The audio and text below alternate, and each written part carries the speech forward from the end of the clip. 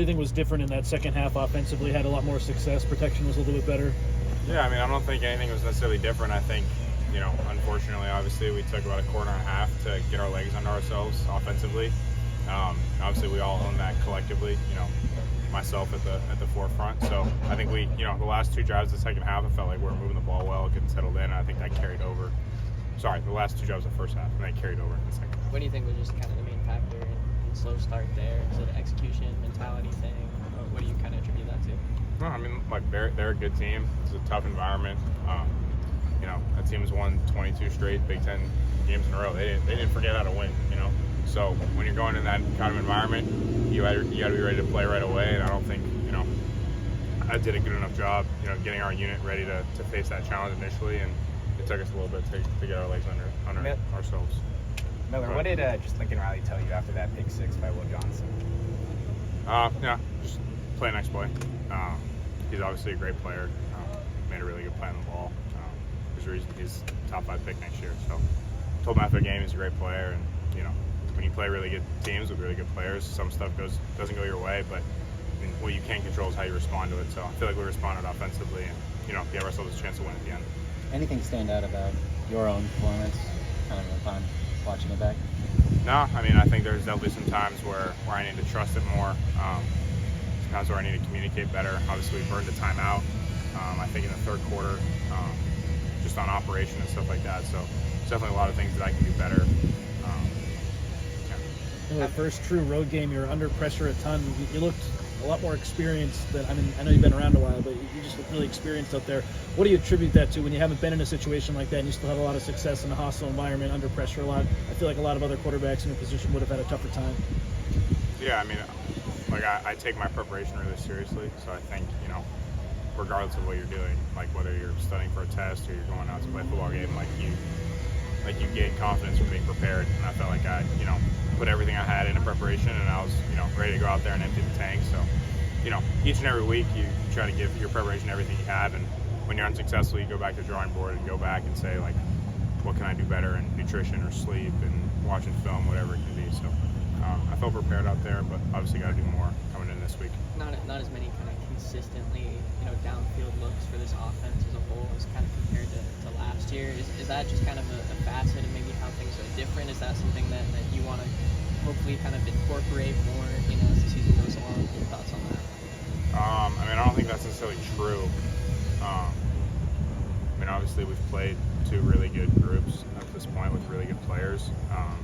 They're going to watch film on us and try to take away some of the things that we do best. So it's obviously my job and Coach Riley's job to put us in position to be successful given the looks that we're getting. So, we're going to attack defenses as we see fit to be the most efficient.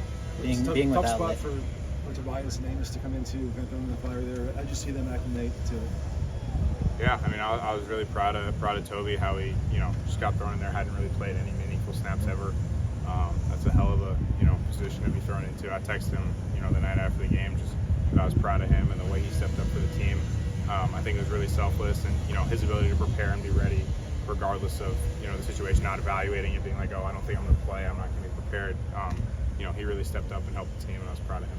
How tough does that make communication just when you are having those changes on the offensive line? You're in an environment that's very loud. Yeah, depending on the situation of the game, it's sometimes easier, sometimes more difficult. It's really situational. Obviously, on some of those third downs, some of the times we're backed up, it got particularly loud. But we have to do a better job offensively preparing for that. When you watch the pick six back on film, what did you learn from that play?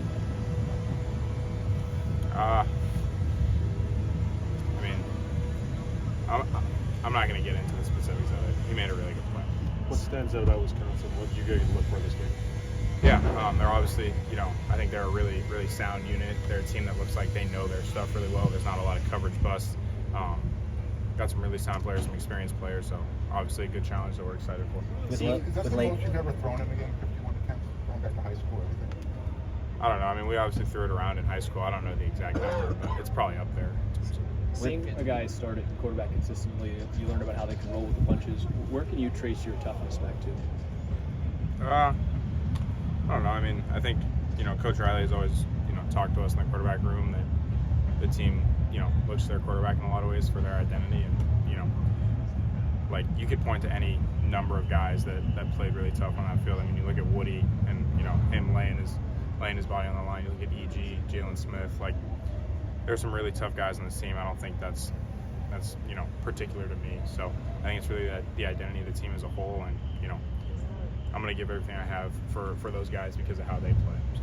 With Lake out several weeks, what's your level of confidence in the younger tight ends behind him? Yeah, they've practiced really well. I think Cade obviously had a great spring, and Walker's been doing really well since he got in. So I have a tremendous amount of confidence. I think they're going to do really well and obviously get some more opportunities. So what aspects of the passing game do you want to see evolve through the next few games? I mean, obviously it's like largely contingent on who we play, but I think just be more consistent throwing and catching the ball. I think that'd be good. Continue to just hone in on the details in practice and our preparation, and I think we'll start making some of the ones that we're really close on.